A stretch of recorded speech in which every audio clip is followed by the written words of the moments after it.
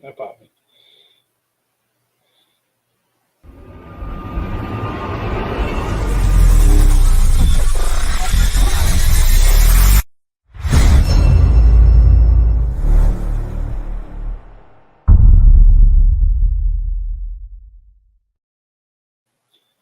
Welcome back to Speaking of Strong Style, where we discuss the news, events, and issues surrounding New Japan Pro Wrestling. I am Stephen Conway. With me, as always, Jeremy Finestone, who's playing hurt today. We're glad he's here. And Jeremy, we have had a very busy week, and we are looking forward to talking about it. We've got a lot to go over, and we have begun Super Junior Tag League. There were 4 shows this past week to talk about. We have Fighting Spirit Unleashed coming up in Las Vegas. New Japan stars are popping up all over the world for other organizations. We're just trying to keep up, aren't we? How you doing? Did you make it through all those shows? I've seen everything. I think I've seen everything. Whether I remember it, given I was in a fevered state for a half of it, debatable. You're not really going to get my best work today, but I promise you it'll at least be accurate. Well, we're glad you're here. We're glad we're able to make it. I know you're not feeling all that well, but we wouldn't be right without you. And man, we've just got so much to talk about. So let's do it. Before we break all these things down, there's so much going on. I don't blame anybody out there if you weren't able to catch all of the shows this week. So we are going to go over news and notes. We are going to go over each card. Before we do, though, Jeremy, for the folks that aren't able to just spend the amount of time we can watching New Japan, what do you think were some of the must-see matches from this past week, this Super Junior Tag League, which is a condensed schedule? There's a lot going on. What were some highlights and things that if you had told somebody, look, if you don't see anything else this week, these are some matches you should catch? So I don't really think there's anything on that list from night 1. But I do think that Catch 2-2 versus the War Dogs on the main event of night 2 was a tremendous match that you should probably go out and see. Sho and Musashi versus Desperado and Wato in the middle of that card was also really, really good. There was also the Zack Sabre Jr. and Bolton Oleg singles match that finally happened on night 2 of the Tag League. And if you were wondering if that happened, we'll talk about that later, but that was something that you should check out. I feel like the show started going into overdrive when Bushi and Titan met up with Desperado and Wato at night 3. That alongside Kushida and Kevin Knight versus the War Dogs at the main event of night 3 was also pretty much fantastic. As for night 4, I thought I have thoughts about more of it later, but Bushi and Titan versus the War Dogs again was a tremendous match. And you kind of need to see Sho and Musashi versus Yo and Musashi versus Sho and Yoshinobu Kanemaru for much different reasons. But we'll get to that later. Other than that, what do you got? Well, I was looking at it, and I had a few. I did have something from night 1, though. I did think there was something worth checking out on night 1, and that's fair enough. I mean, we can differ on that a little bit, but I did think that on night 1, Sho and Kanemaru versus Titan and Bushi was pretty good. Okay. I thought that might be worth taking a look at there. I did think that was a really good match. Night 2, I agreed, was better. One match that I think the people should go out of their way to see, there was a 20-minute time limit draw on night 2 at Korakuen Hall between Sanada, Taichi, and Uemura facing Shingo, Naito, and Tsuji. And all 6 of these guys were just on that night. That match was terrific. Very fast-paced, very exciting. A lot of fun. I like that one an awful lot. I was not expecting it to go to a draw. And then it did. I mean, Chris actually mentioned at some point that it was going to be going to a draw, but I didn't actually believe that it would. So I thought Uemura might do the job in that one. Just looking at who was in it, there weren't very many people that could do a job in that match. That was the other thing about it. I was watching. I was actually curious, like, who's going to take the ball in this? Nobody. Then TJP and Akira against Connors and Maloney in the main event that night. That was a fabulous match. I think that's worth taking a look at. Connors and Maloney again against Knight and Kushida on the second night from Korakuen Hall. That's the 25th. That one's worth going out of your way to see, I thought. So those were the ones that I would say don't miss.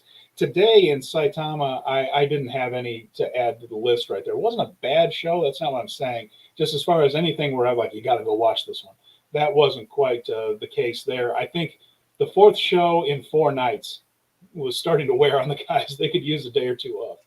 That was such a different arena too. Like Yeah. it looked so bare. You have Yes. the name of the arena there. Right. They made great use of it, but Wing Hat. it was Wing Hat. Was it? Wing Hat. WINGHAT. Okay. Wing Hat is the So, name of the arena.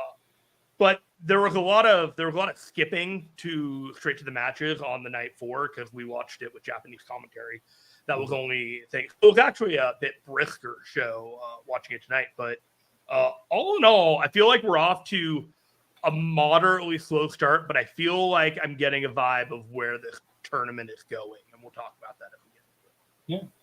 All right, so let's get to some news and notes, though, because there are a lot of things that have happened over the course of the week that we want to get into before we start breaking down these cards one by one. And, of course, we'll preview next week, which is going to be even busier than this week, and also the Fighting Spirit Unleashed card from Las Vegas. So a lot to get to. Which you'll be there live. I will be there live. I'm excited. I'm flying out tomorrow, going to see U2 at the Sphere, the new building there. I'm excited about that. I haven't seen U2 in 31 years. So I'm You're really actually going to have to spend the last 15 minutes of next week's show talking about that. Sorry. Yeah, I'm pretty fired up about this Sphere thing. I've been intentionally dodging little clips that people have posted online from it. I've been hiding my eyes from it. I want to be amazed. I've seen what the Sphere looks like on the outside, when it looks like a giant sun coming up or whatever else. They do all kinds of effects with it. I found out also, by the way, it's $450,000 a day to advertise on the Sphere. So if you have $500,000, so I should we start the GoFundMe so we can advertise Speaking of Strong Style on there? Hey man, there are better ways to spend money and worse ways to spend money. Let's figure it out. Maybe that's not the best idea right there, but nevertheless, I will be at Sam's Town on Saturday for that show, and we'll get into the preview for that in a little bit. News and notes. Will Ospreay, of course, going to be a free agent at the end of the year. In February, I guess, technically. So he'll be part of New Japan until then. He has hired Barry Bloom, the high-powered agent, Hollywood agent for the most part, to be his agent and negotiate with probably every company in the world that has money. Who wouldn't want Will Ospreay at this point? But Barry Bloom has a long history with professional wrestling. Jesse Ventura was really about the first pro wrestler to hire an agent that anyone is really aware of all the way back in the 1980s. And he represented Ventura. And, of course, Ventura ended up doing movies and acting before he became governorship, before he acted as the governor for a little while. And, and now he's doing his conspiracy nut stuff. But Ventura's made a lot of deals in his career, and Bloom has been part of that. He also represented Goldberg.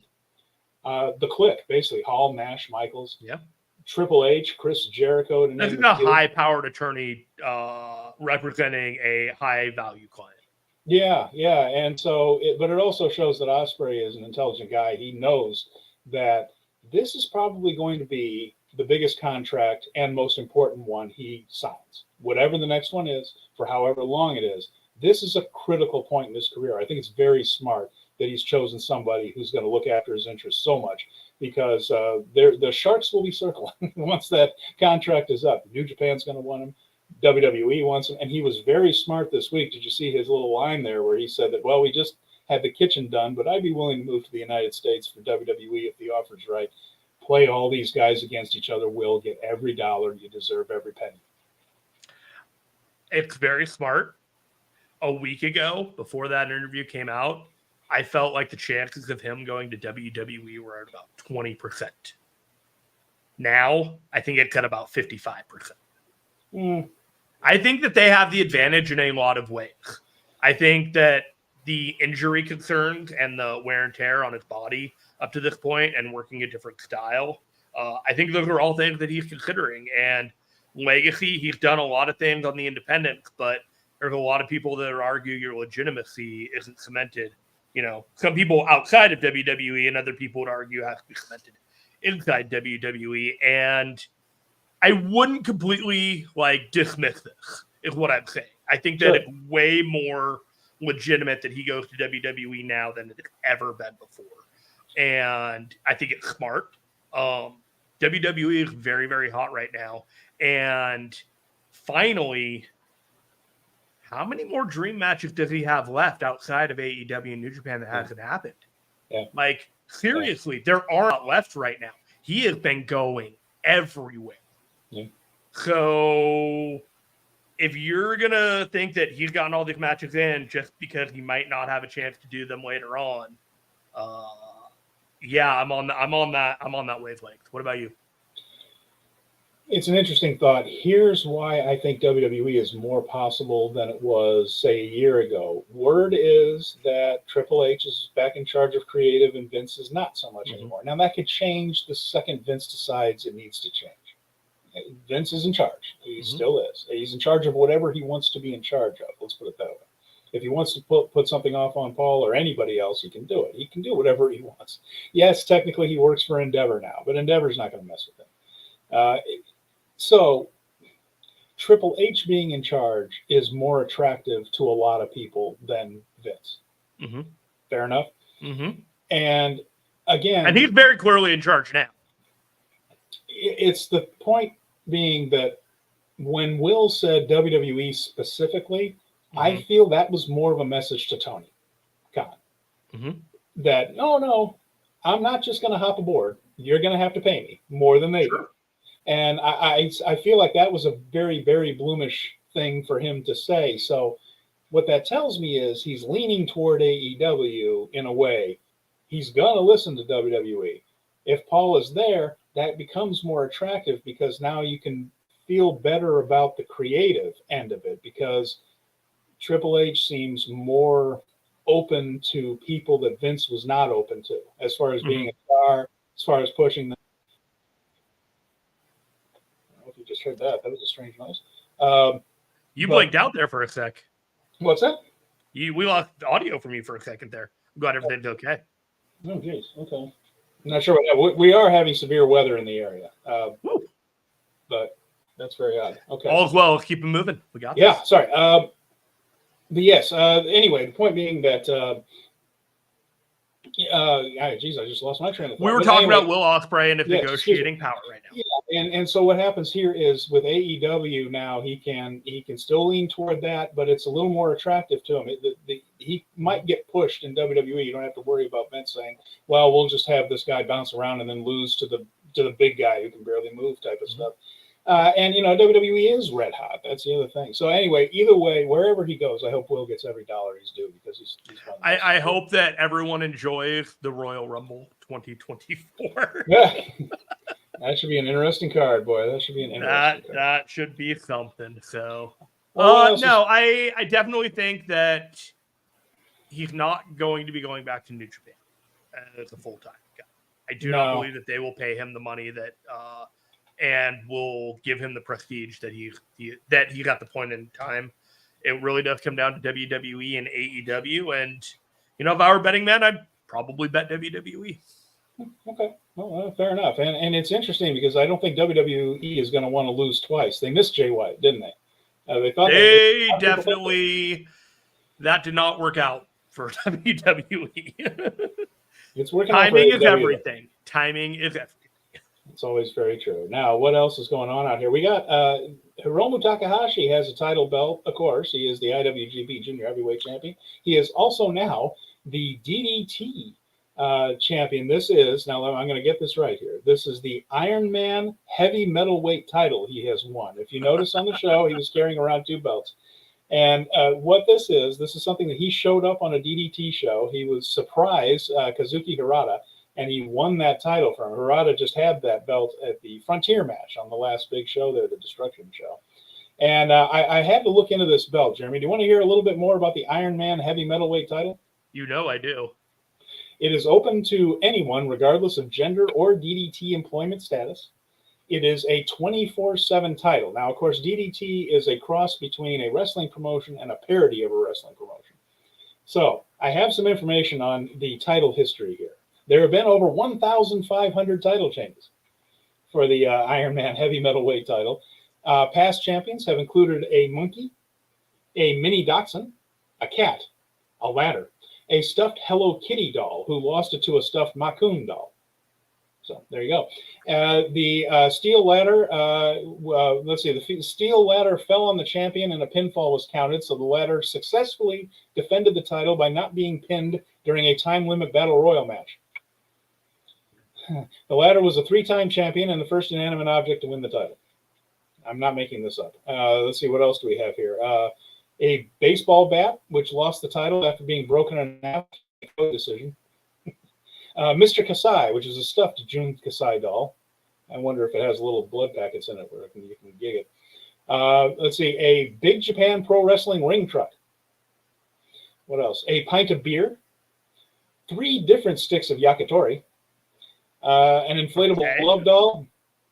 This one's by Vince McMahon's Hollywood Walk of Fame star.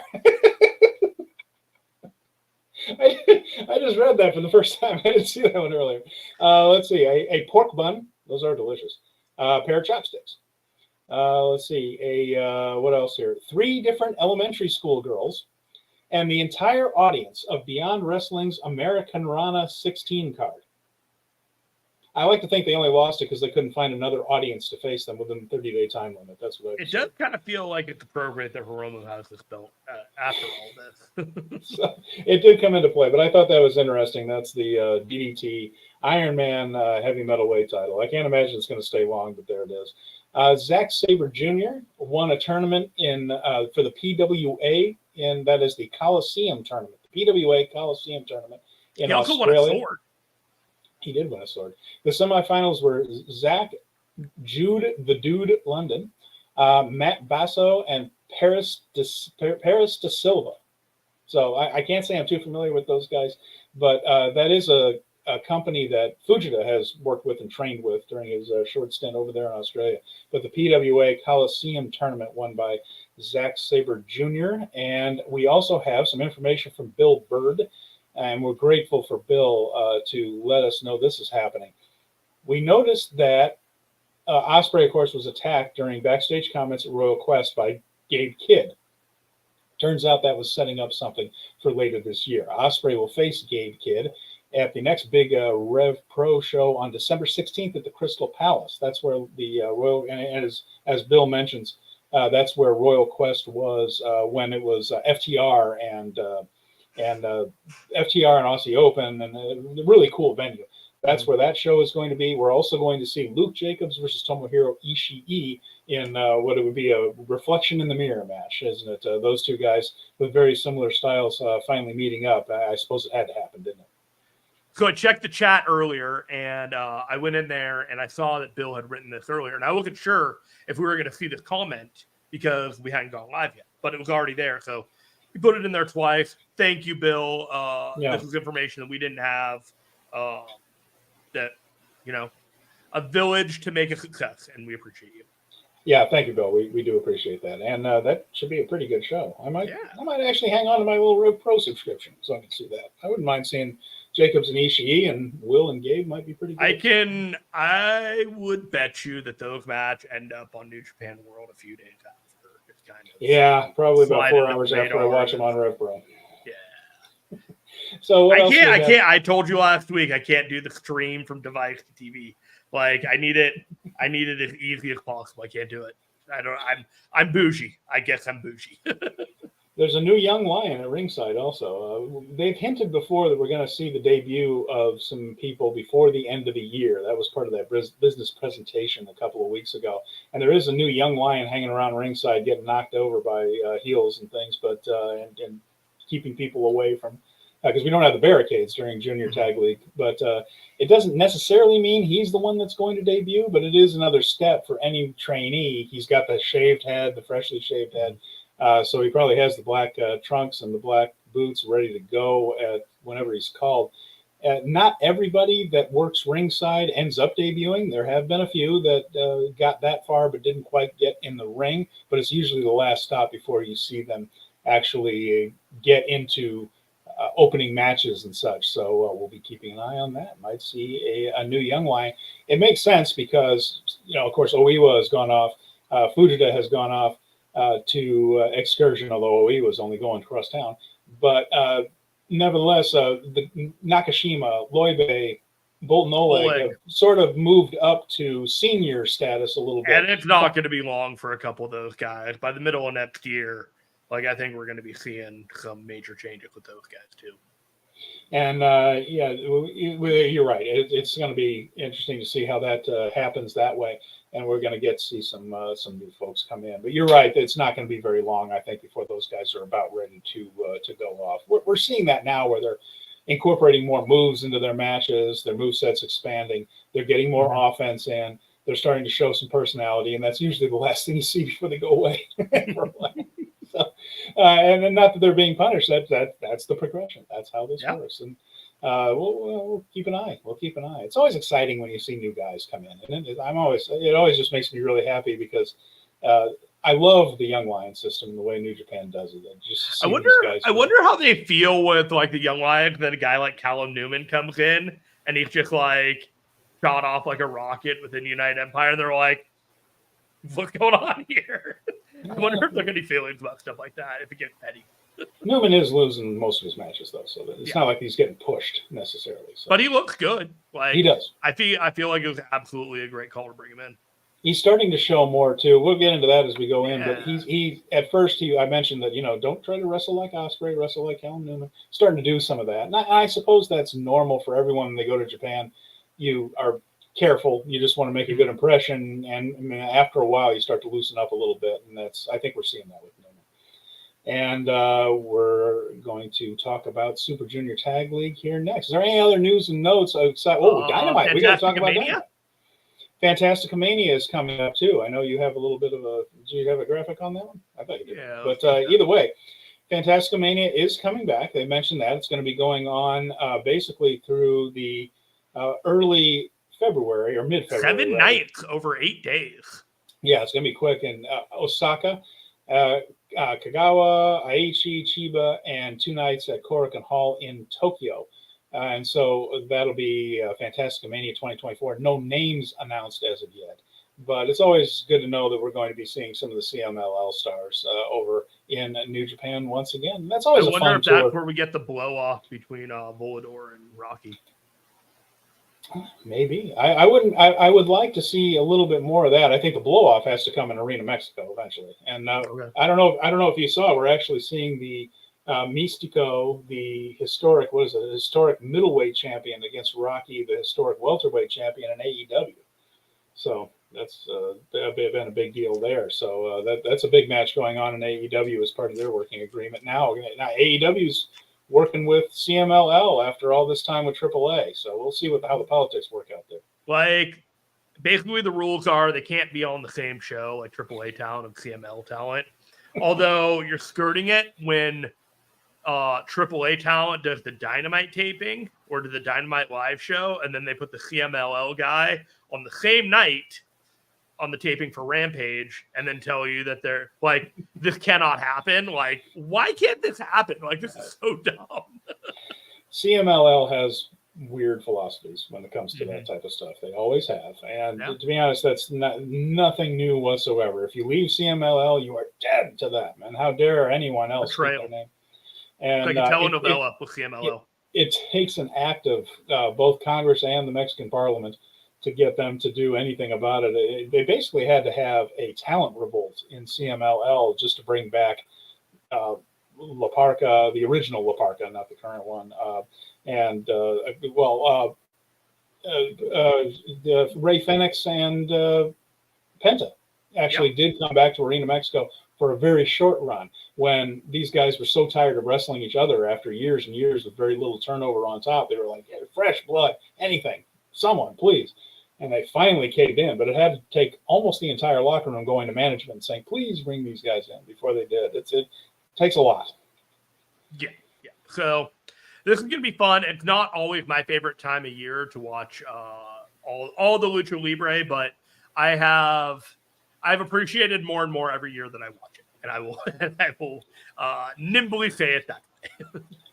CMLL and Lucha Libre as a whole is an acquired taste to anyone who grew up watching American wrestling or Japanese wrestling because it's so different. The philosophy is different, the working style is different, the psychology is different, and when you first watch it, you just like, this is just weird. It just doesn't look right. It doesn't feel right and things. And then when you watch enough of it, you start to understand the rhythms of it, and it's a lot of fun. But it does take a lot of work. So, are you ready for a challenge?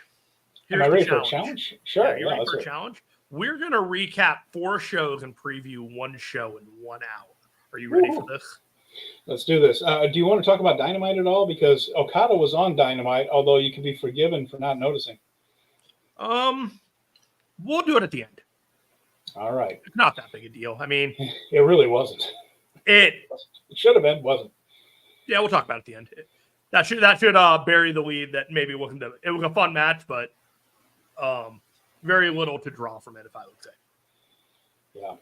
Super Junior Tag League is underway, and let's go right to it. So it began with the City Gymnasium in Saitama, and it was the first time in that building back without restrictions, and it was right back where they were before. They drew about 1,065 people this year, and the anniversary series in 2019, the 50th anniversary series, popped it up to about 1,400.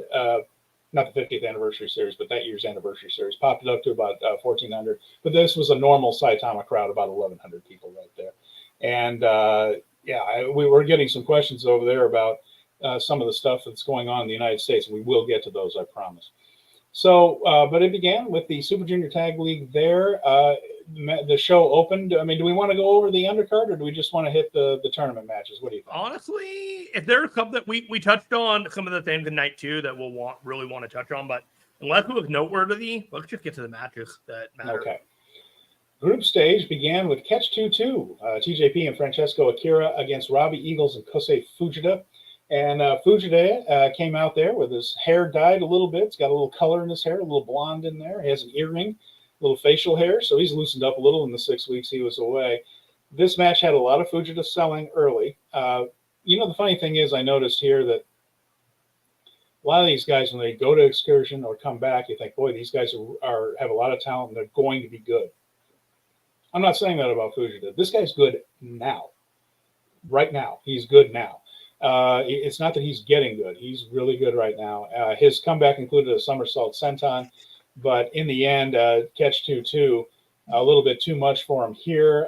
Pinned Fujita after double knees, a really good match. And I think it established something that we're going to be seeing in this tournament, Jeremy, which is Fujita looking great, getting a lot in, but coming up just short as the new guy, right? Yeah, I think I've already pretty much sucked out the stories of these two teams, where it's going to be TMDK is very good, but they're inexperienced, and the inexperienced moments are going to cost them. And there is an injury angle that they are doing with Catch 2-2 that will play out later that pretty much says to me that it's going to cost them the tournament as well.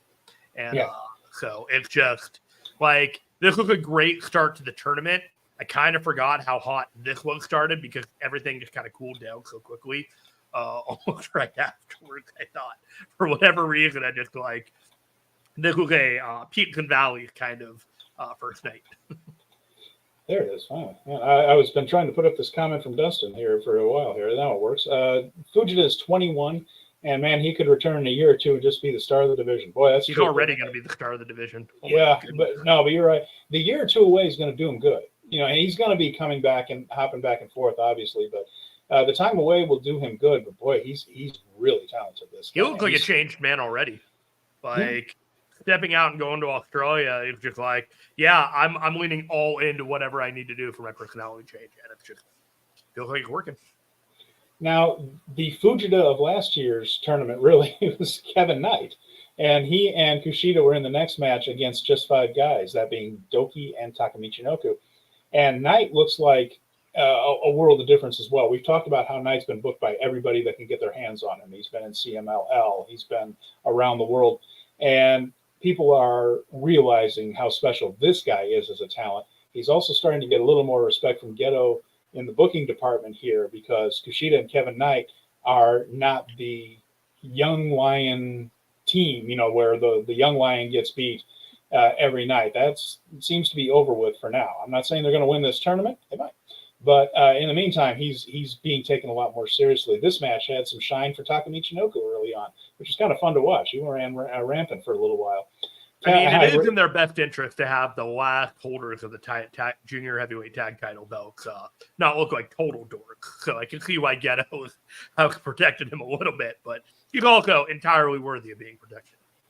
And Kevin Knight did some Kevin Knight things. That was my note right there. He was just doing his dives and his springboards. So he's got springs where his legs are supposed to be, as I've mentioned. A lot of double team stuff there that they did that looked real good. Taka ended up getting the advantage again, and including they got double submissions on in the ring, the Doki Choki, and Taka with the crossface. But that is going to be, and it clearly has already been established as a staple in this tournament, is the double submission spot by a team. There's a lot of that. Wato and Desperado do it too. Kushida made the ropes, though. The Jet Setter comeback led to a couple of big Kevin Knight dives and a hoverboard lock on Takamichi Noku for the finish. Kushida and Kevin Knight getting the win in night number 1 over just 5 guys. After that, we had Desperado and Master Wato, which probably have the most entertaining act of this tour right now. They defeated Ryusuke Taguchi and the DKC. And Wato, of course, this is they are El Despawato, which I think is a terrific name. And as we've seen the T-shirt, Wato has taken a selfie of himself with Desperado looking exasperated in the background, and he's selling that shirt now as their team. He tried to bring Desperado out with him, but Desperado just wanted his own music played. So this whole thing is going to be a slow process as Wato tries to kill Despi with kindness. Finish wasn't in doubt, but it was a decent match. We had some Taguchi comedy, but he did get Wato in a little bit of trouble. Wato did win it with the Sittenkaku German. The Sittenkaku German, that's the German with a bridge. So I have a name for it now, the Sittenkaku suplex. Desperado marches out immediately, and Chris Charlton had the line, he left faster than Kaiji Muto after taking a pin. And if you know anything about that, that's fast. Very few people vanished after a loss quicker than Kaiji Muto. If he's not in the spotlight, he ain't going to hang around. But yeah, that was Desperado and Wato, of course, the odd couple tag team had to get on the board early. Taguchi and DKC were the perfect foils for him on this one. So it was a Desperado and Wato have made these shows for me. Like, they are what I look forward to. Their matches and the dynamic. There are other things happening on all the shows, but when I'm circling each show, I'm hovering towards Desperado and Wato a lot. And I think they're in the main event of a lot of shows coming up. Yes, this week was mostly Connors and Maloney in either the semifinal or the final. We're going to see that with Desperado and Wato most of this upcoming week. And yeah, Dunstan mentioned Despy and Wato have been a good addition on the shows, and we totally agree. We liked it. Up next, we have the Bullet Club, which is Clark Connors and Maloney. Like we mentioned, the War Dogs against Yo and Musashi. So Musashi there is Yo's partner from Michinoku Pro Wrestling. Some early shine for Yo and Musashi, but then Yo sold for a while so that he could build the hot tag to the new guy, which made sense psychologically. Musashi did look good once he was in. I mean, he is good. So that wasn't a big surprise. And they sold for him for a while, but the War Dogs ended up hitting the high-low on him at about the 10-minute mark. Yo got a super kick on Connors as he came off the top rope. That looked really good. Connors jumped off the top rope right into that super kick, and Yo hit the final hour on Maloney, but Connors managed to break up the pin. They rallied and got the full clip on Yo in what was a pretty good match there on that card. So War Dogs, of course, the champions, starting off strong as they should. They are going to get screwed in the end, but they are going to look dominant for a very long time. I am enjoying Drilla Maloney. I am enjoying Clark Connors. They're playing their role perfectly, and I tip my cap to them. We're going to talk more about them because they're involved in a big way in this. And of course, they're going to be a major factor all the way through the tournament. Main event, night 1 in Saitama, was Titan and Bushi facing Sho and Yoshinobu Kanemaru. This one went 13 minutes, 54 seconds, which I believe was the longest match of the night by a little bit over the semifinal. And this one was heat, and more heat. The first 5 minutes was simply a House of Torture beatdown on these two. Titan did manage to rally after a bit. Dick Togo rang the bell when both Titan and Bushi had submission holds on, to your point, double submissions. I don't understand this whole Togo thing ringing the bell because these two could see Red Shoe standing over them. See him. They were looking at him, waiting for the tap out. Then the bell rings, and they release the holds. Like, you can see the referee standing there. Like, the only thing I could think is that there was uncertainty that the other guy's guy had tapped. But I'm just the saying, referee that's the standing there only not thing. calling for it. If you're looking for the no prize, that's the no prize. All right. Oh, I remember the no prize, the Marvel no prize. Red Shoes was bumped. Go figure. Teton kicked out of a pin after the House of Torture attack. Now, Evil and Yujiro are coming out, even if they aren't on the undercard. They're kind of popping out and interfering. So we saw that. Show actually pulled Teton's mask all the way off, got the mask. Teton had to cover his face right then. Bushi Until he got a in backup mask, right? No, Bushi came in and he misted Kanemaru. At that point, they dropped the mask. Okay. And Teton scrambled and got his mask back and put it on. I thought Chris Charlton said something about a backup mask. I'm like, are you kidding me? Chris has somebody Chris said has been, something on the commentary. Chris has been doing some interesting things on commentary. Not all of them have to do with what's going on in the ring.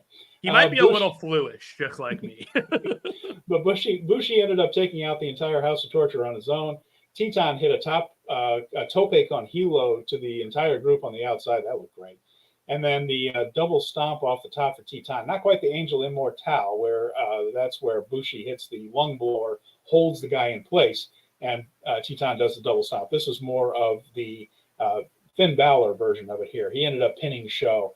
And pretty good considering there were House of Torture shenanigans in this one. This one was a pretty good one. And the victory there. So Teton and Bushi opened up with a win. So this is where we stand on night one. Yeah. So that was it right there. For S's and G's, people want that for, record keeping.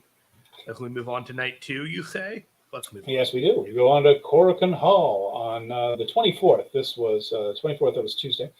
And 1,020 in Korakuen. Not all the orange seats were allowed to be sold. I don't quite know why that's true. Sometimes on the outside, they just block off a chunk of orange seats. And I've seen it at Stardom shows. I've seen it at New Japan shows. Even when most of the rest of the building is full and they could have almost certainly sold them, I don't know why. If anybody knows why those seats are sometimes blocked off, I would love to find out. Just as on the business end of it, I don't understand it either. I've noticed it at Stardom and New Japan. Sometimes a full building isn't totally full because some orange seats aren't sold in the corners. I don't know.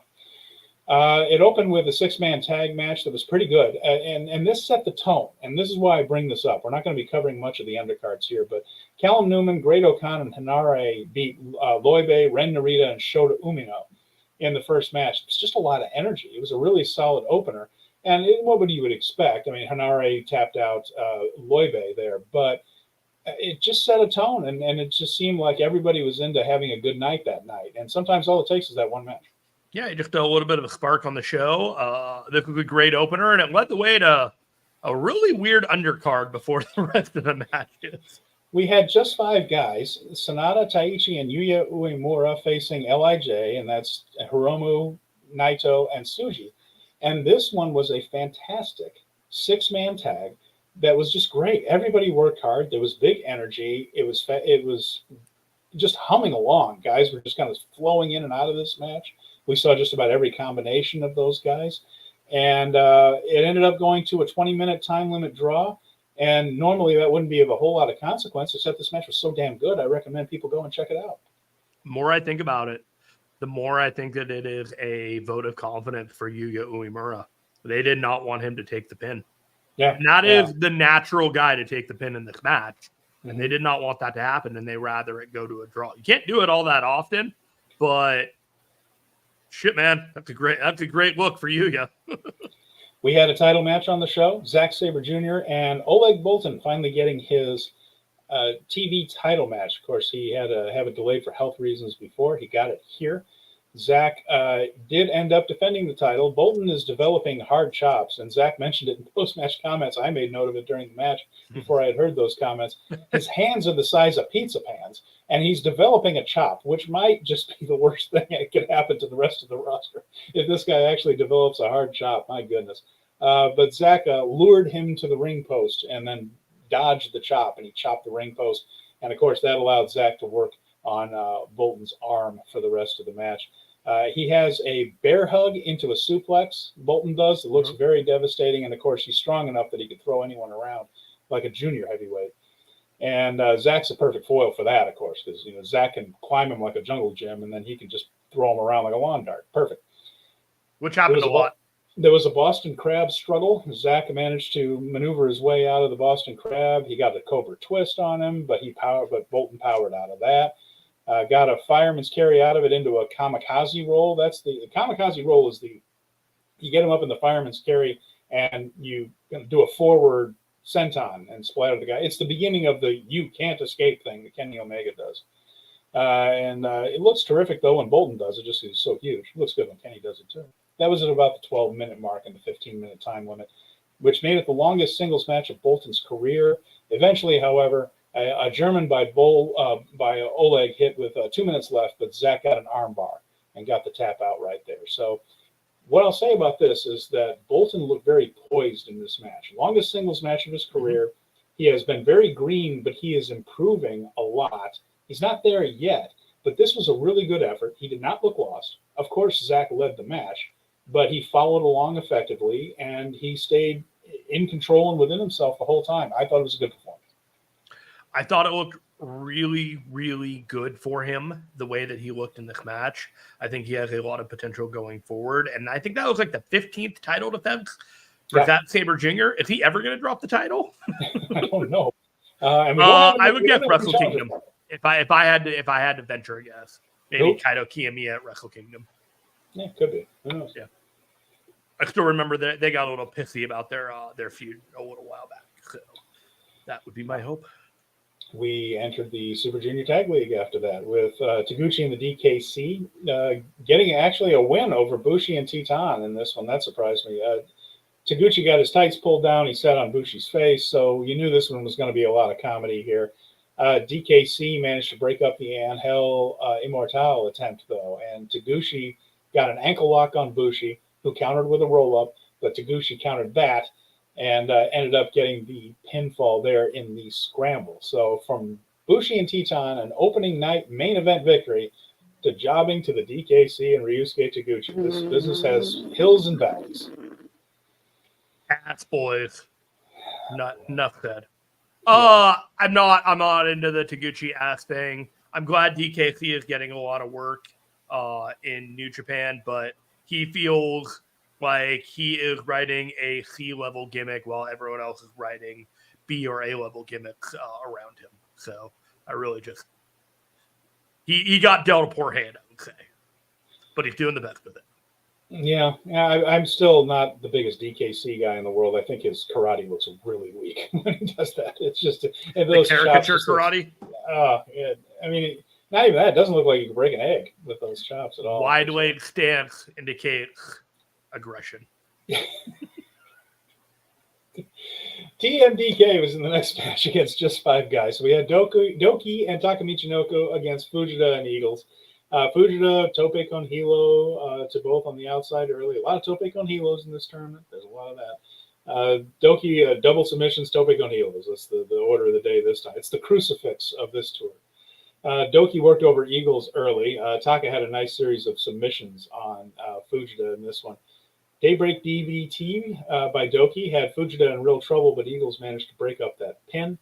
Taka went for the Michinoku driver, but Eagles stopped that too. Fujita managed to get Taka Michinoku into a suplex, into a cutter. We don't have a name for this move, but he gets him into a vertical suplex position, then drops him down into a cutter. Nice looking move. Pretty cool looking. Can't get it on everybody, can you? But when you can, it looked really good. It was a nice victory there. Fujita and Eagles picking up 2 points. One of the other New Japan shows on Twitter was trying to workshop this. I think the We Work Stiff podcast, and they wanted to do like some ice cream theme for Kosei Fujita. So I was like, you should call it the Sunday Split. And I don't know if they're going to take that, but that seemed like a really good one. You could do the Sunday Bloody Sunday, a banana split, a banana Sunday. You know, you got a whole mess of it. And it just kind of, with the cutter, you're splitting the guy in two, basically. So I like the whole thing. But the Sunday Split, We Work Stiff. That's my suggestion. Musashi and Yo faced El Desperado and Master Wato in the next match. Now, Wato presented Desperado with a T-shirt again, which he promptly threw into the crowd. I'm rooting for the kid. Yo and Musashi have shirts too. They came out with their own T-shirt that parodied the Desperado and Wato ones. And they came out to the Great Sasuke's old music, which I was really got a kick out of hearing again. And of course, Great Sasuke, the biggest star that Michinoku Pro ever really created, I think. I'd have to go back and double check that. But you mean not Musashi? Not Musashi, but Musashi's good. I mean, I'm not complaining about Musashi, but I thought it was cool. Well, we're talking about the Great Sasuke here. Great Sasuke. Yo and Musashi are using Chasing the Dragon That's the super kick in the then into a Michinoku driver. So one guy super kicks the other guy while he's in the clutches of the other, and then he ends up in a Michinoku driver. Good to see Chasing the Dragon back. We haven't seen him in a while. Yo kept finding ways to make Desperado and Wato crash into each other to create a little of that dissension. But in the end, Musashi didn't quite get over the top rope on a tope. Almost killed himself right there, so careful there. Direct drive on Wato, though, was the 3 count, and that got Musashi and Yo on the board. And the order of this show was evening things up quite a bit. Almost everybody came out of this with a win and a loss, which we'll get to at the end. But this was Yo and Musashi getting on the board, Desperado and Wato tripping over slipping on the banana peel with all their crashing into one another. Story mode for Desperado. We are setting up their arc. And as much as I like Yo and Musashi, I don't generally think that they are anything but a middle-of-the-card team in this tournament. And I would love to be surprised, but I feel like they are there to make other people look good while having good matches themselves. I think that's a fair assessment, especially so far what we've seen in the first 4 days. In the end here, we had two matches left. We have House of Torture against the Intergalactic Jet Setters, which is a mouthful. That's Kevin Knight and Kushida facing Sho and Yoshinobu Kanemaru. All House of Torture early again, just like the last match there. They took about the first 5 minutes just with heat.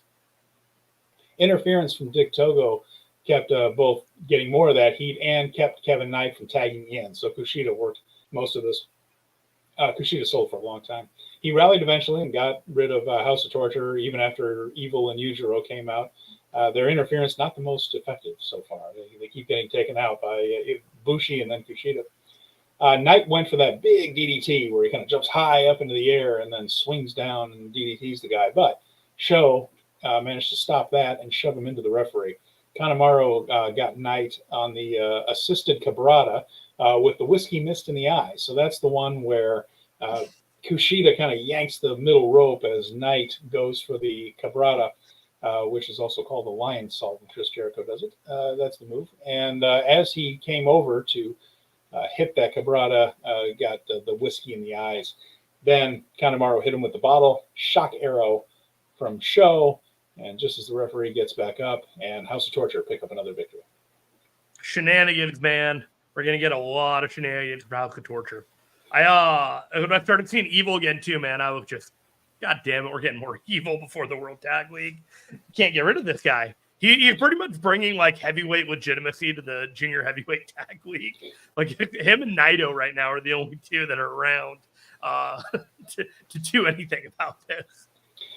Dunstan mentions Kevin Knight has one of the major highlights every match. Absolutely. And he added a new wrinkle that we saw at Korakuen Hall that we're going to talk about in the next show. So let me get to that. But first, we have to talk about the main event of that one. That was War Dogs, Connors and Maloney against the United Empire, Akira and TJP. And this is one you have circled, isn't it? I mean, both these teams are strong tag team champions.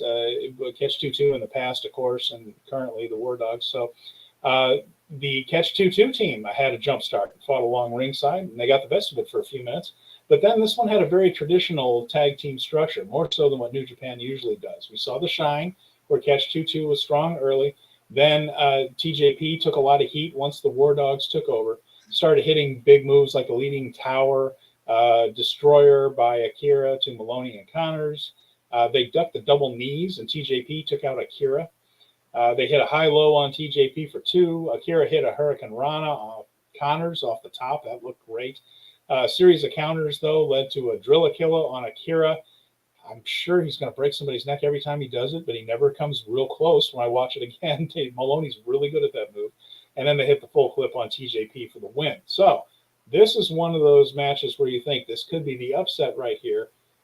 Wasn't the upset we ended up getting. We'll get to that. But as it turns out, no, it signals a little bit of trouble for Catch 2-2 as they went to work on TJP after the match and injured his neck. And I use the air quotes for that. It seems to be a worked storyline they're going to be doing for this tournament, Catch 2-2, the TJP is weakened. This was a really good match. And Okan and Hanare, who were doing commentary, Hanare was with Chris Charlton, Okan was with the Japanese team, saved them from a further post-match beatdown from these two. And pretty good match, really good work. The War Dogs have clearly worked very hard together. And what I mean by that is Connors and Maloney have put together a lot of very smooth transitions, some good double team moves, and they're just putting they're putting in the work to make their team better. And this is something that Dunstan noticed too. War Dogs are a legit fantastic team and have been very consistent on this tour. Absolutely true. Every time they're in there, their matches have been really good. Am I at the right one? No, I got the wrong one here. Back here. Everything has gone wrong for me. Oh, there we go. Oh my goodness. Yeah. So anyway, yeah, it's been real good. And as we saw there at the end of night 2, almost everybody with 2 points. The only people that did not have 2 points, meaning they are 1-1, would be Doki and Taka Michinoku still at 0. And at that point, Connors and Maloney had won their first 2. And in fact, at that point, at that moment, they had not lost as a tag team. Nope. They had not lost as a tag team. It's just a straight up tag team anyway. And that leads us to the 25th of Korakuen Hall. Had a few more people at this one. There were 1,169. Was there anything of note on the undercard? And not so much in this one. The only thing I wanted to mention is that Shota Umino is going to be challenging Will Ospreay at Power Struggle, and he defeated Callum Newman in a 6-man tag with a running uppercut to the back of the head, almost a hidden blade type of match, right? Well, what did he call it? It was something else. It was he has a counter move name for it, something like a spring blade or something. It was ambiguous, and I will try to find it. Other undercard notes, LIJ, it was Hiromu Takahashi and Yota Tsuji facing Geto and Taiji Ishimori. That wasn't the story. Of course, Geto's going to take the pin in that match, and he did. It was a Gene Blast finish on Geto. That was the win there for Tsuji on Geto. But afterwards, Ishimori rolled up Hiromu Takahashi after the match and tried to get the pin on for the 24/7 title. Hiromu managed to kick out of that, and he's walking around like, what on earth? Then Yota Tsuji rolled him up, tried to win the 24/7 title. Hiromu slid out of the ring thinking he was safe, but at ringside, Yuto Nakashima rolled him up from his young lion position and tried to get a 3 count. Finally, Hiromu managed to flee ringside and retain that belt. So a little bit of goofiness there, but it was kind of cheeky, and it was actually a little bit fun the way they did it, where everybody was just kind of laughing. It was like, I'm just going to take a shot. What the hell? I cannot find what the finish was, and I'm Blaze Blade. Blaze Blade. Yes. Oh. According to the match results on New Japan World from the other night, Shota Umino's finish is the Blaze Blade. Okay. All right. We'll see if that comes into play. And then another thing to mention here, in the Sanada, Taichi, and Uemura defeated Tanahashi, Ishii, and Loibe. Of course, Loibe took the loss right there. The only thing I wanted to note from this one, Jeremy, Sanada did a thing where he knocked the other 2 off the apron. He knocked, he had Tanahashi in there. He knocked Ishii off the apron. Then he went to knock Loibe off the apron. Loibe no-sold it. Then got in the ring, came in firing forearms on the champion. Then he walked through a Sanada drop kick and hit a shoulder block. And the crowd popped like crazy. Don't make that guy angry. You wouldn't like him when he's angry. I guess not. I mean, but to no sell the forearms, then to just go into the ring and then take a drop kick from Sanada, not go down, walk right through it, and then shoulder block the champion. And this was not Oleg. This was Loibe. It was Oscar Loibe. So I want to make it clear for those listening at home, just the complete unusualness of this. Yeah, that's very odd for a young Cracks in the armor of Sanada, I suppose. I really like Loibe. I think he's going to be really He's got potential. Yeah. Super Junior Tag League then picked right back up after that. We had Taguchi and the DKC. They managed to get a win over Fujita and Robbie Eagles. Again, DKC, he's wearing different gear every night. He seems a little more comfortable in Japan, but man, that karate stuff still looks really bad. And this is exactly what we were talking about, where Fujita looks good for most of the match, but he's the one that ends up taking the pin. There was a series of counters after a Dodan attempt by Taguchi, and then he ended up getting Fujita in the scramble after that. He tried to do that. So this was less comedy than the other match, and not too bad. And at this point, Taguchi and the DKC had 4 points. Yeah, go figure. Musashi and Yo faced Akira and TJP. Now, this is where you saw some of the the neck hurting thing really go. He has the kinesio tape on it for TJP, and the heat was on him in the match. That was the story they were telling. Akira's offense lends itself to him getting a hot tag, doesn't it? He just has not to make a joke, but he's got that fiery temper, and he has that quick hit, fast offense. And so it's good for a hot tag, and that's what they did here. But they're versatile. Either guys can do either role. He's a good seller, too, so he can do it all. Yo and Musashi hit the last of the dragon again. That was broken up. TJP put Yo up on his shoulder so Akira could hit him with some sort of doomsday device type of move, but he couldn't hold him up. And that was the story there where he couldn't hold Yo up and he kind of collapsed. Yo hit a DMV on TJP after that. That didn't help the neck. But TJP managed to avoid the direct drive once, but not twice. And TJP took the loss. So early on in this tournament, I would not have picked Musashi and Yo over the United Empire, but the story is clearly that TJP is compromised. There's going to be a lot of parity in this tournament, and they need reasons to get there. I think there's going to be a couple of teams that maybe one goes 7-2, but I think a majority of teams are going to go 6-3 and lower, with a majority of them being 5-4 and 4-5 kind of in the area. Yeah. And then there's going to be like a tiebreaker that's going to squeeze out the War Dogs so that whoever, pay attention to whoever goes forward but lost to the War Dogs before they go forward. Because if there's any team that does that, they're an interesting pick. Otherwise, the tiebreaker is going to be a big deal in this tournament. The House of Torture faced just 5 guys, and that was a lot of Taka carrying that match. Sold early. Stereo Acai moonsaults for Taka and Doki. It was good to see Taka get that big. Great. Yeah, it looked fantastic, and the crowd really popped for it. Taka even got a visual tap out on show, but the ref was down, tied up, all that stuff. Low blow from House of Torture. The ref was down. Show hit Taka with a wrench. You've seen all this before. Shock arrow finish there. Doki and Taka Michinoku still with the goose egg. Oh darn!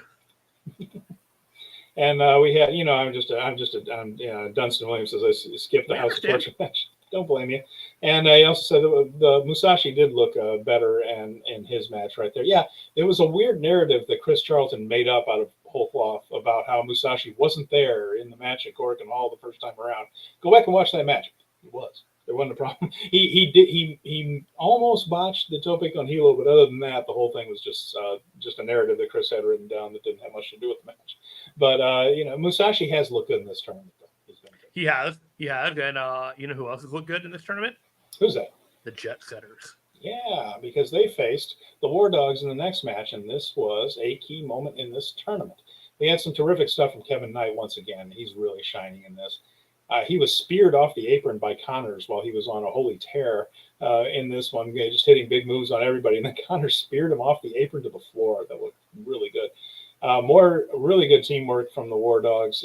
I mentioned how they have been developing their teamwork. Their vibe check is on point.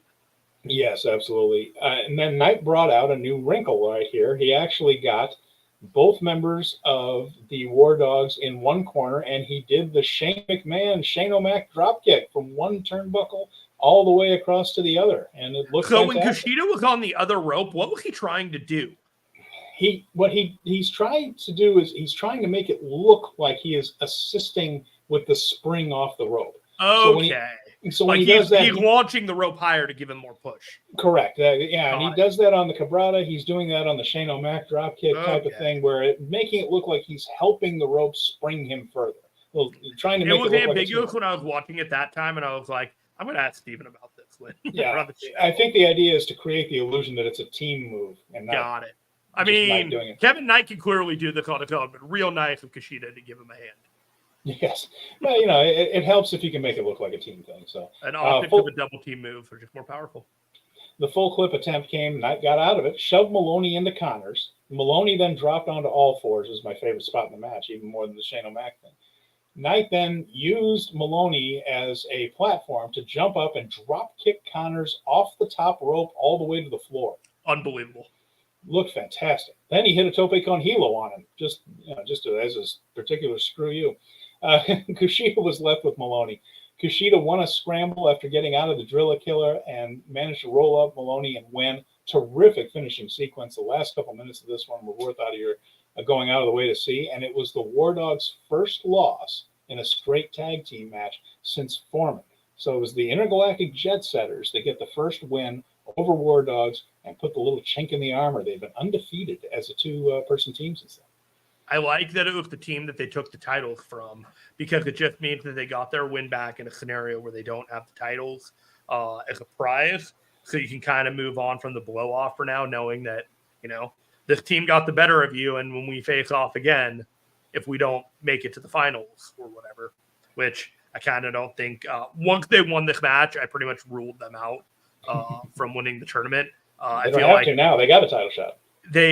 So I think that title shot happened in December at the World Tag League Championship or whatever. And, that's great. But I'm getting the strong sense that there will be every member of LIJ in the middle of that ring at Wrestle Kingdom, and every single one of them could be holding a belt. Oh, my. Let's help. I'm getting the sense, man. So that was that. And a really good main event right there. And the Jet Setters getting the victory. And, Dunstan mentions these two have fantastic chemistry, and it was a bit of a surprise win. So where did that leave us, Jeremy, after that one? We have a mess of teams with 4 points. 6 teams with 4 points, 3 teams with 2 points, and Doki and Takamishinoku still with the donut or the bagel. All right, so Steven, we're going to go to the next set of matches, but we're going full screen on these because these renders are new and they are amazing. Oh, okay. All right, let's see them. Fire away. Ooh, oh, that does look good. All right, so I like it. We will start off with different order than I got them. Do I have the wrong order? My bad. Am I too early? What match started? No, that's okay. Let me get this up here. Kushida and I think this is the right order. Oh, you know I just what? started at the one. You know why? Because that was the semifinal. There was Desperado and Wato against Bushi and Titan next. All right. Well, God. Guide me through here. Why is my one? Goodness. So there were handshakes with Desperado and Titan early. A chop battle broke out with them paired off. They started just chopping the hell out of each other. Then they said, all right, let's go outside the ring and do the same thing. I don't know why. They did. And then they just said, you know what, let's go up into the orange seats and do this. So they did. So if we're up in the orange seats, you got an up close look at these guys. There were stereo stairway dives by Bushi and Titan up there in the orange seats at Corcoran. And in the end there, this was a Guitarra de Angel attempt by Desperado and Titan. That was turned into a satellite DDT. That was smooth as silk. It doesn't sound like it makes any sense. The Guitarra de Angel attempt by Desperado turned into a satellite DDT, but Titan is a very agile, wonderful high flyer, and he managed to make that work, and it looked gorgeous. Wato hit the Recientemente for 2. I said it right the first time. Titan saved it to the 15-minute mark. This one went 17:53, longest match of the tournament so far. Angel de Immortal on Wato, but Desperado made the save. Desperado held Bushi up for a spine buster, but tossed him to Master Wato for the Sutenkaku German. This move was Wato's idea, so there was actually a little bit of progress in their relationship that he that he did that move, because Wato was saying, hey, wouldn't it be great if we did this? And Desperado basically said, no, it's stupid. But then he did it. So the ice is beginning to melt, I think. Wato hit another I could do it once. I couldn't do it twice. On Bushi to win it. This was a terrific match. You should go out of your way to see it. That was the winner, Desperado and Wato getting the win over LIJ in the main event. Everybody's shaping up into fine form on night 4 of the tournament. We are fully in the middle rounds of this thing, and we are starting to see the patterns and the things come into light. Kosei Fujita is a revelation. Rob Eagles is fantastic. Desperado is my favorite tag team in this whole thing, and I am enjoying it. Warning, though, as we were watching the show, there was only Japanese commentary. So we got new renders, but we didn't have English commentary. So if there's any nuance that we missed, it's because we don't speak Japanese. We will get delayed English commentary from Chris Charlton. He'll be doing it in post a little bit later, which is probably a good thing because he's starting to lose his voice a little bit at times. A little rough for him. Poor Chris did a good job. I mentioned that, the Musashi thing, I didn't quite understand what he was trying to do there, but overall, Chris is doing really well filling in. He's not a play-by-play guy by definition, but he's making it work. he still does a good job. He's had Hanari with him for a lot of it. Hanari has added some fun stuff in there. But yeah, I mean, Chris is doing well. And of course, this Saturday we'll see the debut of the new guy. So that'll be cool. What was the next match? Do I have this right? Yeah, I believe we're okay. Well, let's see. Super Junior Tag League was, no, the first one in Saitama when we were back at Wing Hat. This is today's show. It was Taguchi and DKC against Kevin Knight and Kushida to open up. Okay. I got these all messed up. That's okay. Cool. Let's see. This was a babyface match, though, between the two. Taguchi and Kushida let the kids handle most of it, which is probably smart on their part. Knight even rightfully made fun of DKC's karate chops. Kushida rallied to get the hoverboard lock for the win. Knight was a little bit more subdued here, not the dives that we've seen, although he did end up hitting the Shane O'Mac thing. But it's the fourth show in 4 days, so you could probably use a little bit of a rest. You also don't get as much of a babyface pop when you're doing those high-flying moves against another babyface. Smart, yeah, that's a good point. That's a very fair point. After that, we had a very perfunctory match between TJP and Akira against Doki and Taka Michinoku. Nothing wrong with the match, but there also isn't a whole lot to add to it. You kind of knew what was going to end up happening here, and it was a very clean win for Catch 2, too. They hit the double knees on Taka Michinoku, who is doing what he always does and protecting people and taking falls. Akira beat Taka Michinoku. But the further TJP goes, the more hurt he's getting. Exactly right. And but they do manage to get a win and stay in it. So that was that. And then we had Yo and Musashi against Sho and Yoshinobu Kanemaru. Look at this render. Look at this. I'm going to look at it. Here it is. Oh, yeah. Yo and Sho just shocked at each other. And you know what? Considering what happened in this match, this is a very good graphic. Let's talk about this. So a lot of heel stuff early from House of Torture. Musashi was doing the selling this time. The comeback began with a pump handle suplex to get the hot tag to Yo. Evil interfered. He grabbed the babyface's ankles as they were trying to do a double super kick. Of course, it was a ref bump. Of course, Kanemaru tried the whiskey. That's when things went a little off the rails. at least unusual. I'll say that. Not even off the rails because I think it worked. Yo got the whiskey away from Kanemaru. He took a big swig of it himself. He managed to fight off Kanemaru with the whiskey still in his mouth. He fought off Sho, still with the whiskey in his mouth. Sho tried to cover Yo's mouth so that Yo would be forced to swallow the whiskey. He managed to knock Sho's hand away. Then he kissed Sho full in the mouth. 10 seconds.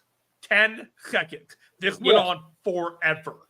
I wanted to say 15 seconds, but I think 10 is more accurate. They were lip to lip. He transferred all the whiskey mouth to mouth, and then he had him so locked in that they fell to the floor mouth to mouth still.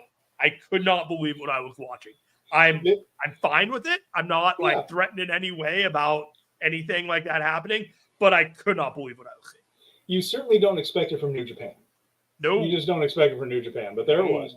In the end, there was a super kick to Kanemaru. There was another ref bump, low blow. Kanemaru got the pin with a rolled up holding the jorts of Yo. And this is just another example, Jeremy. I'm declaring it right now. Another example of jorts being a terrible idea, both fashion-wise and competitiveness-wise. It just doesn't work for you. Too easy to grab, and you look ridiculous. So, again, jorts. Maybe I'll wear jorts on Halloween and a shirt that says you can't see me. Oh, my goodness. And I just can't wait to see Ginger's face when he's the jorts spot. So, yeah, that was that. And I can't say I remembered much about the finish, not nearly as much as the other. There's only one thing that you're going to remember about this match, and it's that Sho and Yo made out. It was a choice. You had to know, as New Japan, what you were doing in that match. You had to know that either it was going to get a lot of attention or no attention whatsoever, but it is not a legitimizing move to do in a wrestling match. It is a comedy spot, and it was treated as a comedy spot. It was fun. It was fun. And the crowd got a kick out of it, and the crowd responded to it well. So. I just don't want it to come off that, like, I'm angry about it. I'm more like, what the fuck? It was just, I didn't have it on my bingo card today. I just didn't. I mean, when you're getting over like the flu shot and you're already like not quite lucid, and then you just see Sho and Yo like make it out, You're like, am I? What? Wait a minute here. Is it real life or is this just fantasy? Dunstan mentioned that the ladies had their moment in that match in the audience right there. I think there might have been some people with some writing some weird fan fiction that had a moment there. That's all I'm saying. Got in a landslide, no escape from reality. Titan. Oh my goodness, I'm tired. Titan and Bushi face Connors and Maloney next. Titan, come on, Steve. Naito made a surprise appearance. Just walked out with Titan and Hung Bushi. out. And just chilled. Didn't do anything. But honestly, I think it was just a goof ticket for later on, knowing that a star might just show up and sit next to you. Yeah, possibly. Jump start for the War Dogs. Comeback included Stereo Tope Suicidas. Titan did more flying than most of the people on this card. I mentioned that this one was a little more subdued than others. And it wasn't really because they had an unenthusiastic crowd or anything like that, but it was, again, I think completely different theory about why this match was so flat. This was, the third, it was, I realize it's the fourth match in a handful of days and the third in a row. So there was, I think a lot of these guys were just like, okay, let's try to take it a little easier. They double teamed Bushi for a while, hit a high-low on him for 2. Titan broke that up. They called for the full clip. Bushi managed to get out of the full clip and shove Maloney into counters again. We didn't get the drop kick to the floor. But Titan hit a running clothesline and drop kick counters on the outside. So this is the move where they set up Angel Immortal, where opponent is in the corner, leaning against the turnbuckle. Titan runs through, jives, clotheslines the guy while slashing feet first between the top rope and the second rope. This time, Connors was there, and he drop kicked Connors as he did it. So he kind of took out both guys with one move. That looked really cool. Titan then he dropped him on the outside, and then the Angel Immortal was stopped by Maloney, though. And then Maloney managed to hit a spear, and then they got the full clip on Bushi for the win. Naito just sat in the aisle and comforted them after they lost. But once again, War Dogs, you're not going to be seeing the War Dogs lose very much. And they got the win over Titan and Bushi. So I think that they were holding back. Both teams were holding back because they're running this match back at a bigger date. Okay. That's what I thought when I got out of this. They were just like, this is not the best that both of these guys, all 4 of these guys can do. And it's fine. But, like, I don't blame the third show in 3 days. I think this was a deliberate booking decision because I think Bushi and Titan are one of the finalists, and they may end up at Wrestle Kingdom challenging for the junior heavyweight tag titles and being part of a roll call holding belts at the end of the night with Naito. So that is a long-term 3-month kind of what I'm looking at here. But when I saw this match, it was like, this is not the match that I thought these guys would have on this night. I definitely think that they were holding back. And why were they holding back? Because they're going to have a bigger version of this match later on. So you're expecting, or you're predicting total victory for LIJ at Wrestle Kingdom.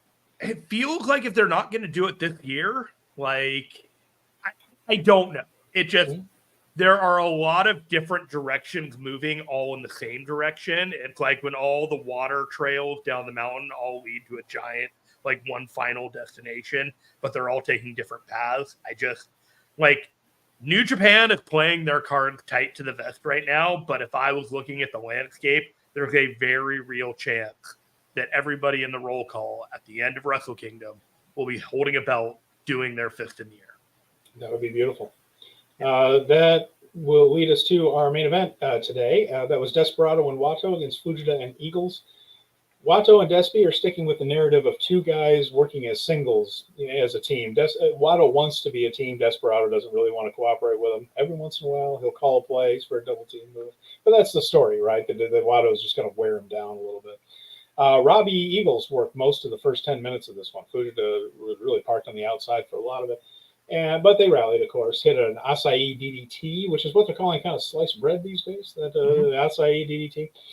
Put the Ron Miller special on Wato. Fujita had Despi in the double wrist lock, so there's your double submission move. Take a drink. Wato made the ropes.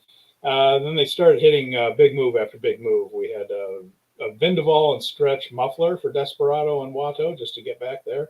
Robbie got out and broke up that submission. Wato threw him out of the ring. That left Desperado and Wato with Fujita.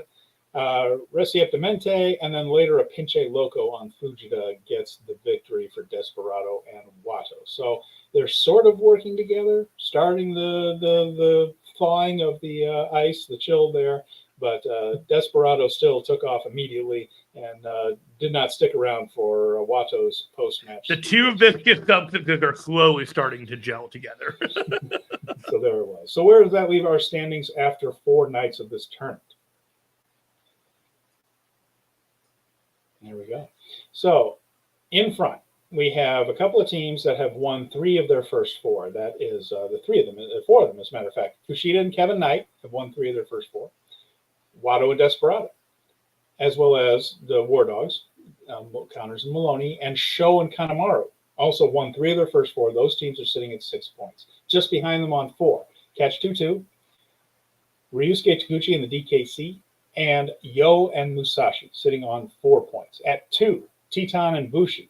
I don't expect them to do much losing the rest of this way. Eagles and Fujita, they might. Doki and Takamichinoku, they will. So what we have here is the comeback story for the LIJ part of the team and part of this group, and the fading, I'm guessing, of House of Torture, who might have some of their past misdeeds bite them in the butt a little bit. Knight and Kushida will probably suffer a loss in there. So we're thinking Titan and Bushi rallying now as we come into the second week of this tournament. That seems like a strong one. Would you go with a heel team or a face team, knowing that War Dogs is the final destination? No, I did have a babyface team, yeah. So we have 2 babyface teams. Yeah. Right now, Desperado and Wato could run the table and lose some fluke matches as their communication breaks down, but this isn't a long-term thing for them, so I'm kind of leaning that it's not them, but I think they're going to come very close, though. They're going to come very close. Like, I'm leaning towards wanting to say that the finals are going to be Desperado versus Bushi and Titan, because that's pretty much where I want it to be, but I'm not necessarily sure that they're going to do that. So I also think they're going to pay it off. I think Desperado is going to, by the end, give the warm handshake to Wato. I think we're going to see that by the end of it. Like, they're cool with each other, but Shota and Ren want to fight each other by the end of it. That's kind of how I'm looking at it. Yeah. All right, let's see. Connors and Maloney have Ryusuke and Taguchi. Ryusuke Taguchi and the DKC to fight. They have Desperado and Wato on the 28th. Doki and Taka on the 30th. And Robbie Eagles and Kosei Fujita on...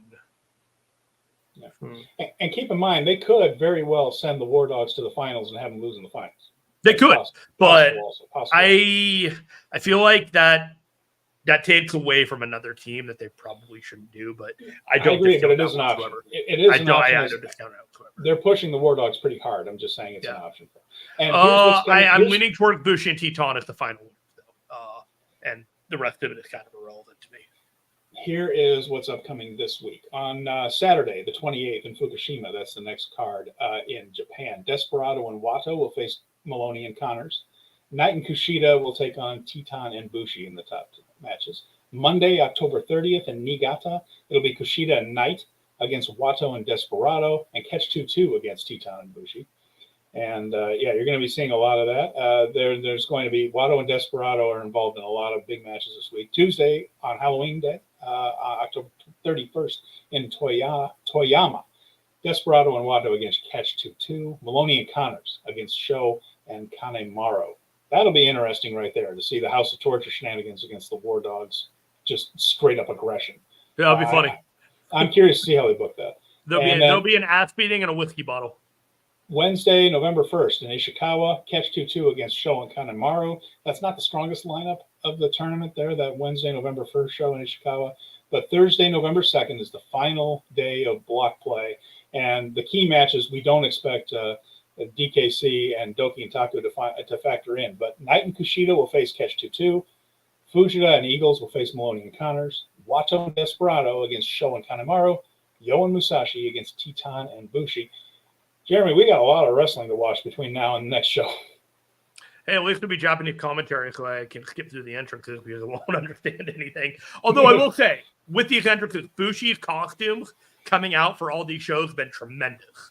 I don't know if you've been paying attention to him, but he had one where he came out with like a cat, like gown over his head and like an Egyptian kind of pattern, and it will end with the blinking lights, and oh man, it was fantastic. He puts a lot of thought into that. Yeah, he does. Speaking of, I forgot there was something that we forgot to cover earlier, and we can touch on it real quick. Speaking of Super Junior alumni, we had a match, Bound for Glory, with Will Ospreay and Mike Bailey that is airing on Impact tonight in the main event because of the high regard that it's gotten, and there are a lot of people that cannot break the $40 barrier to catch this match. With that said, this match is everything people are telling you that it is. It was different than the Will Ospreay Zack Sabre Jr. match. It was different than the Kenny Omega Will Ospreay matches. It was, for all intents and purposes, a much different match than Will Ospreay's had. This was a matching of acrobats and physicality that Mike Bailey did a fantastic job holding court with Will Ospreay. The right winner won with Will Ospreay. Will Ospreay is around at Impact for a few dates here and there. They're currently in the UK right now, filming some shows as we speak. So if you can watch Impact, if you can find a recording that will be available for streaming after the fact, YouTube, whatever, go out of your way to see this match. There was that's going to be on Impact TV tonight. It's going to be the main event for Impact TV tonight. Yes. Yeah. Save you some money. Chris Sabin and Kenta was a perfectly acceptable match. If you don't like Kenta, this is exactly all the things that you don't like about Kenta. But Chris Sabin won. It was the opener for the show. And in all honesty, it was fine. But you do not need to go out of your way for this one. And then we had this match last night on AEW. And it was Kazuchika Okada and Orange Cassidy versus Claudio Castagnoli and Bryan Danielson. And this was a party match and not a whole lot of consequence to it. It paid off fan service in a lot of ways to a lot of long-running angles, but it did not do anything to clear up what anyone will be doing with their feuds with each other in the foreseeable future. Will Okada be at World's End on December 30th now as a result of the feuds going on? Who knows? But, Wrestle Kingdom is the next week after. We have no idea if New Japan is going to put all their guys on ice until then, just out of an abundance of caution and protection and want to keep their show special. But Okada on AEW Dynamite was a lot of fun. It was a lot of fun for the payoff, but it was not a 5-star match. There was a lot of feuding between Chaos and Blackpool Combat Club. At the end, Orange Cassidy gave Bryan Danielson a Superman punch, followed into a Rainmaker. And then that took him out of the ring when then Claudio Castagnoli destroyed Orange Cassidy with, I think it was the Swiss uppercut, and took him out, leading to a match there. But we are heading towards more Chaos and Blackpool Combat Club. Whether it is Danielson and Okada before Wrestle Kingdom or at Wrestle Kingdom, it remains to be seen. But there was also a lot of jaw-jacking between Moxley and Okada when that pull-apart happened at the very end of the Let's bring this up. Dunstan mentioned in regard to the Ospreay-Bailey match, there's not enough time in the day to explain why this match was excellent. So there you go. Go watch it. And then he also mentions, let's see here. He also mentions that, and then he says, I disagree with the match, and ending it seems like Okada and Danielson is happening again. I think it is. It's the question of where. Yeah, and I hope to God it's not that AEW pay-per-view. New Japan needs to stand up for itself and just say, we were the visiting team and did the job. Now you are the visiting team and do the job. And, hopefully that's how it turns out. I get you get one and I get one, but I'm way more in the camp of I would like New Japan to have a fresh match that they get to offer rather than a match that they haven't offered that has been seen or aired first in the States. I think Okada needs to I think it's important for Okada to get that win back. And in front of the crowd. Plus, let's not forget, part of this is Danielson going through his bucket list, and part of that involves the Tokyo Dome. Doesn't necessarily have to be Okada, but I just want to see that match at full throttle because, of course, they had to dial it back because of the broken arm. So, I hope so. I'm flying to Las Vegas tomorrow, Jeremy. Hang it down on the Rain Man Sleep. We have got Fighting Spirit Unleashed coming out. And, let's take a look at that card here real quick. Do you know either of these guys? Not really. They're mostly guys from the NJPW Academy there in Los Angeles. So it's a bit of a showcase match for some of the guys coming out of the more advanced students from the New Japan Academy in LA. Mm-hmm. So that's Matt Vandegrift and Buck Skinner, who spells his name the way rock bands do. I think that there's a point to that, but yeah, I do too. I do too. So we'll get a look at them in there, and then we'll see. I'm excited about this one because I really like Royce Isaacs. I think he's a terrific wrestler. Danny Limelight and Jarrell Nelson are his partners against Valian Aki, Titus Alexander, and Jacob Austin Young. So some fresh faces there in the pre-show. I feel like I've seen Valiant Aki somewhere before, and I can't put it. Yeah, so figure it out by the time we recap the show next week. Yeah, and then the main show, we have Kojima, Fred Rosser, Alex Coughlin, and Jeff Cobb in a four-way match for the number one contenders spot for the Strong Openweight Championship. So, of course, Strong Openweight title will be defended later on in the show. We'll talk about that. I can believe it is the main event of this show at Sam's Town. And this match will determine who the next number one challenger is, which feels like either Cobb or Rosser, doesn't it? Yeah, kind of Cobb or Rosser. I'd go with Rosser if it were me. Just getting a rematch against Kingston, that kind of thing. Do you remember when we first saw this render and we thought it's a tag? I thought it was a tag match. Yeah, I thought, what the hell was going on here? That doesn't make any sense at all. No, no, it's a four-way. Cool. There's going to be a big meaty man. There's going to be a beef battle, and it could be fun.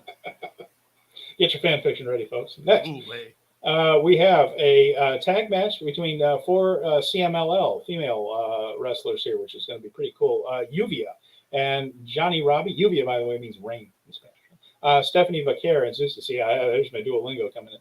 And then Zeus and Stephanie Vaquer on the other side. Of course, Stephanie has been showcased before on these shows. She's considered a really bright young talent. Uvia is pretty good. I'm not as familiar with the other two, so I'm looking forward to seeing some CMLL talent that I don't always get to see in the Friday night shows at Arena Mexico. They show up sometimes right there, but this will be a chance to see them in person for the first time. Yeah, I'm excited for the show. It's good to scout new talent and just kind of have a new knowledge base of some of these talents from Mexico.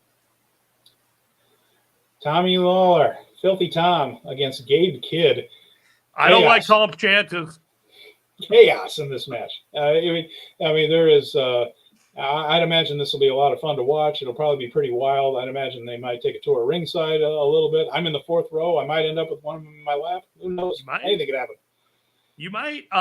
Knowing that Gabe Kidd has a match with Will Ospreay in December in Rev Pro, I'm going to repeat my statement that I don't like Tom Lawler's chances in this, but I hope that he gets opportunities elsewhere if he's not going to get more opportunities in New Japan. After that, we have a really exciting match here. This is an 8-man tag. It is the Atlantis 40th anniversary match in the United States. So there's a lot of qualifiers for that.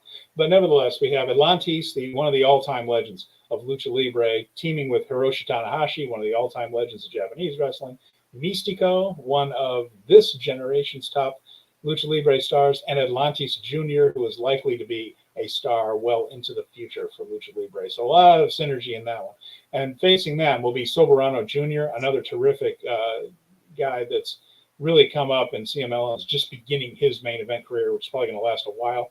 Adrian Quest, Tiger Mask, of course, a legend of junior heavyweight wrestling in Japan, and Rocky Romero, the number one heel in Mexico. So just a lot of things going on in this one right here. I'm excited that I get to see Atlantis in person, and Mystico for that matter. But, man, Atlantis is, one of the all-time Lucha Hall of Famers. So I'm pretty fired up I get to get a close look. This could be a party match, and I'm here for it. And we have the Strong Women's Championship, Hyan, who is, we mentioned, we did a little bit of a biography on her. She's been working indies around for years and years. She will be facing Julia, the Strong Women's Champion. Of course, we've mentioned before, nothing's happening to that belt until she faces Mercedes Moné for it eventually. But I'm excited about seeing Julia, one of the best wrestlers in the world on that side, and one of Stardom's top stars coming over to Vegas, and I'm here for it. I'm excited about seeing her. I expected title retention without too many problems, but it'll be exciting to see her. The more that she's in the stakes, the more that she's going to get well known. Maybe we see a Mercedes tonight, but I do think that we're going to see Mercedes sometime soon with regards to that belt, and I am just curious what the timetable is going to be for that. Absolutely. And of course, the main event of this one is next, I believe, right?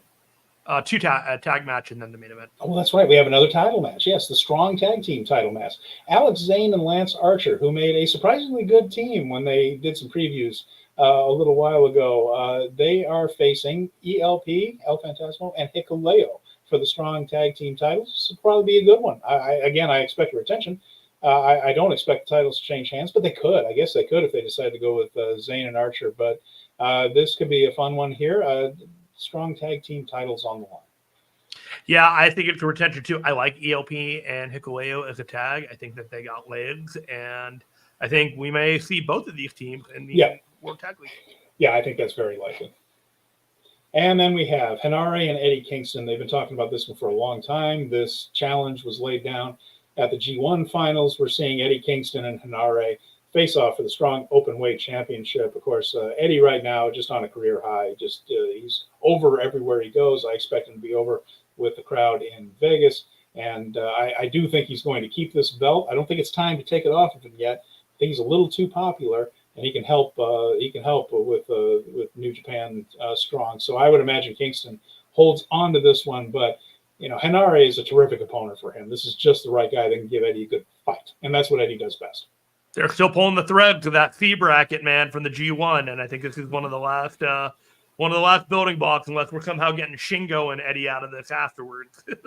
And of course, we're going to hear Walker Stewart for the first time on the call for this card. We will also see a preview tag for the Tokyo Dome: Tetsuya Naito, Hiromu Takahashi, in a special tag match against Sanada and Yuya Uemura. So a lot of talent in the ring right there. So I'm definitely looking forward to seeing some of these guys. It's been a while since I've seen Sanada, Naito, Hiromu, and I haven't seen Yuya Uemura yet. So that'll be cool. You'll be feel right at home at Sam's Club. It's Sam's Club.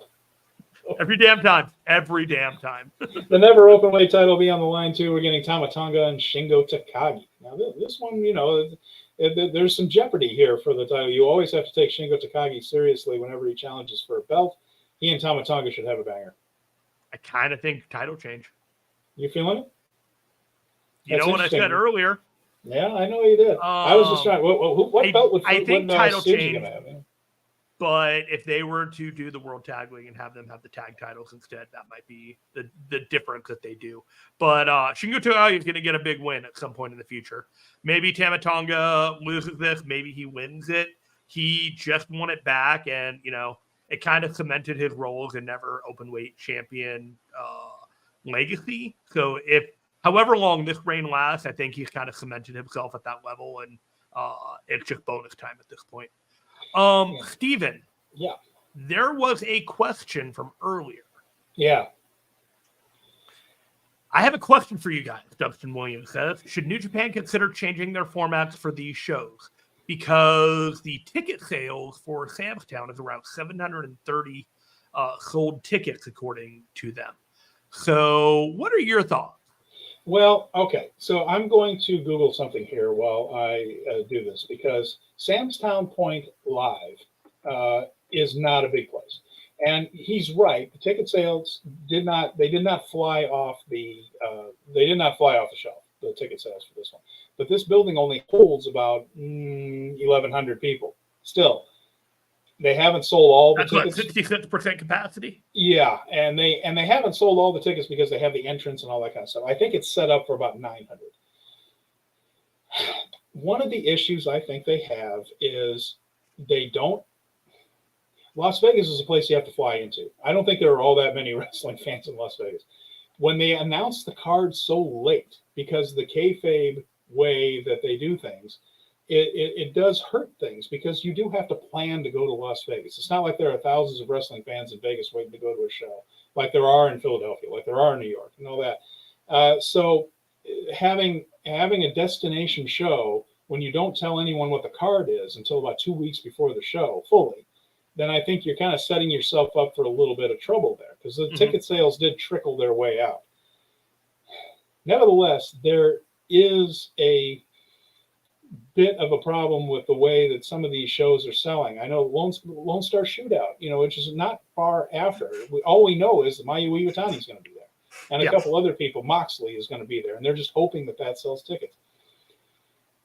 It's more difficult to sell a New Japan show in the United States with no card. WWE can just hang the shingle out there and it works. AEW can't necessarily do that. We're seeing AEW is not exactly selling a lot of tickets these days. And so right now, the only company that's hot enough to just say WWE is coming and people will buy tickets for it. And that they're on an upswing right now. I think one of the issues with New Japan is because of the way they kayfabe these cards is they don't announce it ahead of time. And people just aren't going to buy tickets sight unseen like that. And especially because you kind of know, especially as a New Japan fan, that you're not going to get the whole cast. We're getting Naito, we're getting Sonata. That's pretty cool. I'm not arguing. You're not getting the same card you're getting at Korakuen Hall. Yeah. And so, and you also know that Super Juniors is coming, so a lot of those guys are busy and things. So the way they book hampers them when they do things like this, when they don't announce the card ahead of time. Do they need to do something different?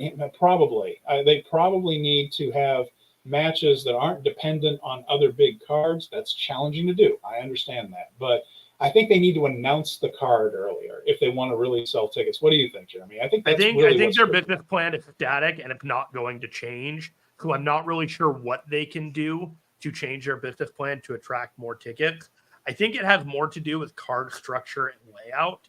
As much as this is an exciting card for diehards, Eddie Kingston, Shingo Takagi, and Tama Tonga in the main event of this show is not going to get your AEW, your WWE people. They're not going to show up for that, and that's fine. It's like you have Okada on Dynamite on Wednesday, but he's not going to be on the Strong show on Saturday. People are just like, you wonder why there's not an attraction to these shows. Your top stars aren't guaranteed to be there, and they're on other promotions with bigger viewership earlier in the week. And you're just like, you are telling me that this is not as important a show as other things, and I have done no work whatsoever to come to that conclusion. You are literally handing me that determination. They got to stop doing that. They gotta keep their business as a priority, and as much as cooperation with AEW is important, you gotta put yourself first in some of these scenarios. Yeah, I think that might be a problem there too. That they're just. I mean, I was going to buy this one because I was already going to be in Las Vegas, right? Yeah. That's why I'm at this show. That's why they sold 2 tickets to me. But this isn't something like this late in the game. There's nothing on this card that I would say, "Ooh, boy, I got to fly out there and check." Bro, they counter-programmed Kenny Omega and MJF because they don't care about the Strong show. They have Collision, and in 3 days' time, they put MJF and Kenny Omega for the AEW World Title. One of the biggest malpractices of build whatsoever, because you realized you stumbled into something rather than let this organically build. I don't expect a clean finish. You really can't be a clean finish, especially with Jay White shenanigans going around. There's a whole lot of things that we could talk about on that. But AEW is not always New Japan's best friend. And arrangements being made to cater to one over the other can be frustrating sometimes. And the reality is a lot of people look at this from the AEW point of view of how does this best benefit AEW, and lose sight of how does this benefit New Japan? Yeah, that's very well said. I think New Japan needs to really look at how much they work with AEW in the future and things. I mean, we all had fun with Forbidden Door, but boy, that it does seem that AEW acts pretty one-sided when it comes to a lot of this stuff. It doesn't feel like it's enough of a two-way street for me. He's a canny businessman, that Tony Khan, but some people can see through what his priorities are. I don't know. There are a lot of words I am being polite when I say that because it can mean a number of different things. You draw your conclusion. Steven, we've got 8.5 minutes over. We should not go over anymore. Okay. What's your socials?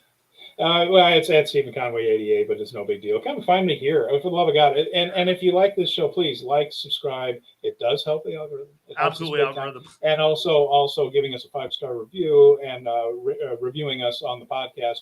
All big helps people find the show. It really does. It really does help the algorithm. And we thank the people that have already done so. And you can see my dog sometimes. Hey. Hey, Cole. All right. So you done, Jeremy? Anything you want? I'm ready. Let's take it home. All right, man. All right. So next week we are going to talk about Fighting Spirit Unleashed, of course, and we will be covering a lot of shows in the Super Junior Tag League as it runs up to the finals and Power Struggle. We will preview that. It's going to be another full show to preview as well as one show. No, 5 shows to review instead of 4 this week, and 1 show to preview. Is that right? I think we're up there like that, and there's really going to be 6 shows because we have Unleashed to cover as well. So lots going on, but hey, this is a fun time to be a New Japan fan, and we're enjoying talking with you guys and bringing it all to you. So with that in mind, for Jeremy Finestone, I'm Stephen Conway. Thanks for joining us for Speaking Strong Style. We'll talk to you again very soon.